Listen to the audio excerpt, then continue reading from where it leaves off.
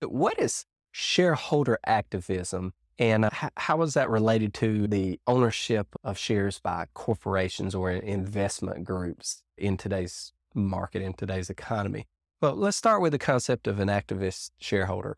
Shareholders are largely passive in the decision making function with the corporation, but that is increasingly changing, particularly because so many shares, or the ownership of shares tends to be concentrated these days with large shareholders. And these shareholders have such a vested interest in the performance of the corporation, they can't sit by silently. They want to take part or influence the management of the corporation. So they're extending the traditional role of the shareholder beyond that to try to more strongly influence the board of directors beyond simply voting for shareholder proposals or voting for the election of directors. They're, again, trying to influence decision. Now, so this expanded role, again, is non-traditional, but so how is the ownership of shares by money funds or other entities affected this? Well, so these money funds own the shares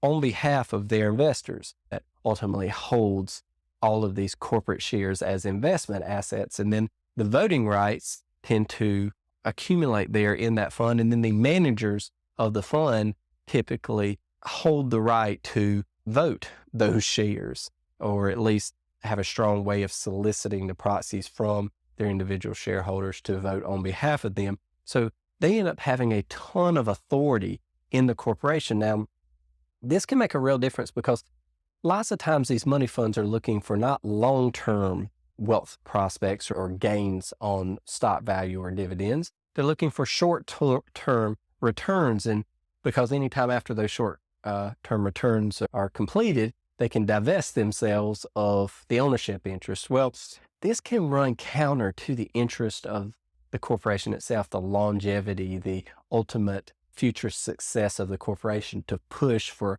short-term returns.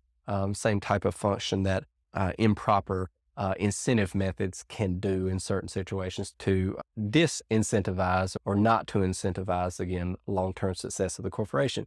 So again, this is an important concept, important thing to understand, that, again, this ownership scenario has dramatically changed the corporate governance structure. So now shareholders have, particularly these large activist shareholders, have an important voice in the operations and daily decision-making of the business entity of the corporation.